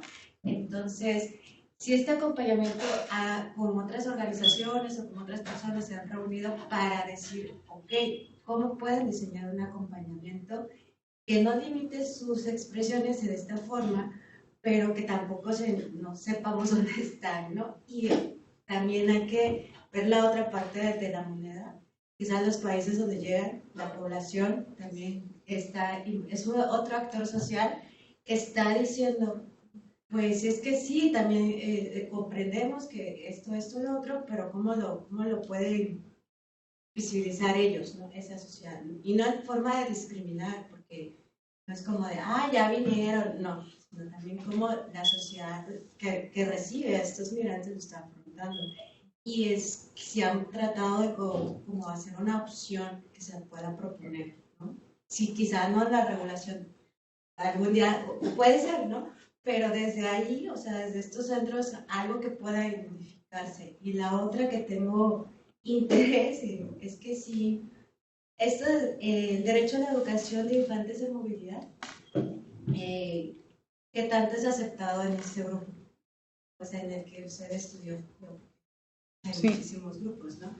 Porque una de las cuestiones de los infantes o niños migrantes es el acceso a la educación. Ya nos comentabas que hay personas que no saben leer, hay otros que están más letrados, etcétera. Igual ahí también podría ser interesante si aquellos que saben leer o tienen mayor preparación, cómo están facilitando a los que no para el acceso a la educación. O a lo mejor no lo reciben bien, como que estos puntos más. Muy interesante, Jo. Con respecto a la regularización, te contesto muy rápido. Precisamente estas protestas llevaron al nuevo reglamento de extranjería. El nuevo reglamento de extranjería cambió completamente la situación de estos jóvenes. Para mí está por ver, la gente está muy contenta y pues yo también, ¿no? Pero bueno, yo participé en las protestas, quiero decir. Creo que el nuevo reglamento de extranjería es una victoria, en última instancia, de estos chicos, pero bueno, yo creo, como científica social y no como activista, creo que nos llevará a nuevas investigaciones y bueno, pues por desgracia creo que las opresiones no van a terminar, ¿no? Pero sí que ha permitido que estos jóvenes que están tanto tiempo dentro de centros de menores, finalmente, como han estado tutelados en este caso por el Estado español, en Francia esto no es nada así, pues consigan la documentación, permisos de residencia y sobre todo como, digamos, una vía rápida para esas renovaciones, que esto es lo que más costaba. A pesar de salir dentro del centro de menores con la documentación, lo que más costaba era regularizar esa documentación y renovar esa documentación cuando ya eras adulto, ¿no? Y ahora hay una vía rápida para eso, te permite, por ejemplo, no solo permiso de residencia, también de trabajo. Bueno, estas son como cuestiones así que igual no les interesan, pero claro, esto ha mejorado la vida de estos chicos muchísimo, pues porque con 16 años ya pueden trabajar, entonces, pues evidentemente su inserción en la sociedad e integración, y por eso esto me lleva al otro punto, es pues muchísimo mejor, etcétera. Con respecto al derecho de la educación me parece muy, muy bueno, porque yo cuando entré a trabajar en este tema, pues la verdad que fue algo como que no me interesaba y no consideraba que fuera su interés. Honestamente, yo fallé considerando que eso no era su interés, porque tenemos todos, ¿no? Tenemos como ciertos estereotipos sobre la población y yo también tenía estereotipos, por supuesto. Y uno de ellos era que estos jóvenes querían trabajar para ganar dinero o lo que sea, pero que no querían estudiar. Y pues la verdad que fallé. Y de hecho, hay otras investigaciones anteriores en las que ya se subraya que estos niños lo que quieren es estudiar. Lo que pasa es que están todo este tema mediático, porque de verdad que es que el tema en España es fuerte con estos chicos. Está tan fuerte y parece que como desde la izquierda, ¿no? Como desde esta parte como más buena hacia ellos, parece que uno de los discursos es que vienen a trabajar, es que vienen a ganarse la vida, vienen a dar dinero a sus familias, que entonces ellos dicen, ah, pues sí, pues vengo a trabajar. Pero es que no es verdad siempre. O sea, en muchos casos sí, pero en muchos otros casos no. Y esto es yo cuando me di cuenta, pues sí me di cuenta de que, lo primero, de que había interpretado mal, de que no había puesto bien el foco, y lo segundo, me di cuenta de lo que estaba afectando a nivel emocional a estos jóvenes, porque claro, ellos sí que querían estudiar, ¿no? Pues por ejemplo, un chico al que tengo mucho cariño siempre ha querido ser biólogo, le encanta estar todo el rato ahí con las plantas, no sé qué, es un chico además súper inteligente que estudió muchísimo, estudió creo como hasta casi bachillerato en Marruecos, etcétera, pero claro, llegó aquí a España y ahora está en Frankfurt, pero en España dijo, pues si lo que me dicen es que tengo que trabajar, pues yo trabajo, ¿no? Y estuvo trabajando en Almería, en el campo, que esto es otro debate, y fue muy duro porque a las condiciones de explotación absolutas a las que se tuvo que someter, además se le mezclaba como ese sentimiento de si es que yo venía a estudiar, ¿qué estoy haciendo aquí? Y cómo he sufrido tanto pues para estar, ¿no? Pues trabajando en el campo, en la agricultura, cuando yo no es lo que quería. Así que sí, o sea, sí, debería ser un derecho y yo por lo menos ahora mismo sí tengo el foco más puesto en cambiar las investigaciones, o sea, en cambiar las investigaciones no, pero sí en intentar entender esto un poco más, ¿no? Gracias. Estabas tú, sí, ya, sí. Ya terminaremos. Sí, sí, perdón. Empezaste preguntando para nosotros, estamos hablando sobre lo que nos pregunta, porque de casa, que sean, y lo que pasa con mi compañera dijo, la ciudad tiene una mala fama, tiene un estereotipo malo, pero no soy de casa, de Brasil, vengo a hacer la maestría. Lo que pasa es que cuando llega y ya empieza a vivir, a ver la ciudad, las personas como son, puede estar platicando con sus amigos de tu país, de tu casa, sobre, mira, no es así, las noticias no corresponden con la realidad, y abrir puertas para que otras personas vengan, dar una seguridad mayor para esas personas. Y ahí mi pregunta es como que por toda la dificultad, los problemas que los niños pasan y después que salen del centro, si quedan en el país, si empiezan a trabajar, tú traes el ejemplo de estaba visitando la familia de uno y que hicieron una videollamada. ¿Cómo es el reporte de la comunicación de esos niños que enfrentan toda esa problemática con niños que aún están en sus países de origen? Por ejemplo, porque es que el niño quiere viajar, quiere se mover y son sueños, son deseos. Todo ese desafío, todos los problemas, la violencia que sufren, ¿crees que es mayor do que los problemas que tienen en su país para hacer con que aún sí, sabiendo de todo lo que pasan, quieren continuar yendo? Es una pregunta buenísima, y sobre todo es una pregunta muy incómoda. La verdad, has ido ahí a hacerme daño, muchísimas gracias. No, mira, no, es una pregunta excelente. Siempre humillando. Pues mira, yo después de haber hecho trabajo de campo en Marruecos, que fue la parte final de mi investigación, y estoy muy contenta de que haya sido así, te digo que sí compensa. O sea, yo me quedé ver, o sea, fijaos yo cómo he empezado, ¿no? Con este posicionamiento político tan claro de no hay que centrarse en las carencias, derecho a la movilidad, no hay que centrarse en las causas de la migración, el derecho a la movilidad es un derecho y no, sí, todo esto sí, pero ojo, o sea, hay que vivir en Marruecos y hay que vivir en esas familias y hay que vivir sobre todo en las ciudades, en esas pobrezas. Es muy complicado. O sea, a mí sí que me dio un vuelco la investigación después de mi trabajo de campo en Marruecos, por lo menos a nivel emocional, porque yo había conocido a muchos chicos que estaban en situación de calle, en Melilla, por ejemplo, que estaban viviendo como situaciones de mucha opresión, y yo los veía y yo no pensaba por cómo se comportaban, por cómo iban vestidos, que iban a tener esas situaciones en origen. Y cuando yo llegué a esas casas, sí me dio, ostras, sí me afectó. O sea, sí me quedé bastante impresionada y ahí sí que lo entendí todo. O sea, ahí sí que entendí que, ojo, o sea, que estas carencias sí que son muy fuertes y que sobre todo que son muy difíciles de superar dentro del país, ¿no? O sea, que realmente los ascensores sociales están completamente quebrados y es que pues los niños ven la migración como la única salida y esto es terrorífico, pero es así. Y además hay un problema dentro de las ONGs que están trabajando con estos temas y sobre todo del Estado marroquí, es que se piensan que es una cuestión exclusivamente económica y no lo es. Porque tú, o sea, de hecho hay un montón de iniciativas de empresa, de no sé qué, un montón de cosas, un montón de dinero europeo, os podéis imaginar, ¿no?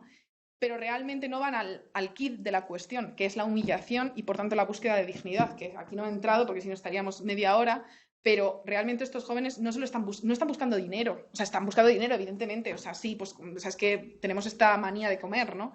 Pero realmente están buscando dignidad y esto es algo que dentro de sus contextos no van a conseguir. A mí esto es algo que me supuso muchísimo problema cómo aceptar, porque yo no quería como enfocar mi investigación desde aquí y sigo sin querer y sigo teniendo que colocarlo. Estoy consciente que decir esto también implica decir que hay un montón de niños en Marruecos que lo más probable es que vayan a seguir estas vías tan inseguras y que vayan a sufrir esta violencia. Esto es terrorífico, pero yo a día de hoy sí que creo que compensa migrar. Aquí sí que estoy hablando como Elisa Floristan, no como antropóloga, no como científica social. Elisa Floristan Millán, ser humano, después de haber... Yo sí que lo creo. Y es muy duro, pero sí que está fastidiado el contexto. Así que, bueno, creo que cerramos ya porque es muy tarde. Muchísimas gracias, de verdad han sido como cosas súper interesantes. Gracias.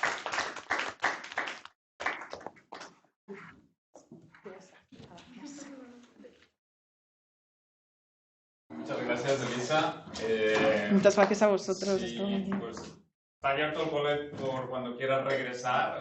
Sé que pues todavía te queda como un mes, 2 meses aquí claro. al paso, pero bueno. Las puertas están abiertas para que vengas. Qué bueno. Todos los compañeros de aquí de la UTED, siempre que quieran venir, colaborar con nosotros, asistir a los eventos que tenemos aquí, pues está abierto el bolet. No, pues muchísimas gracias. Estoy segura de que me pasaré. No me abráis la puerta porque entonces ya me quedo y vaya, ¿no? Al final vais a... No, pero muchas gracias. Ay, voy a quitar esto, espero no fastidiar. Bueno, pues los estudiantes de la MAPS tenemos un ratito, a las 3 tenemos reunión, entonces yo creo que podemos ir a comer. Perfecto. Muchas gracias. Y gracias a los que estaban conectados.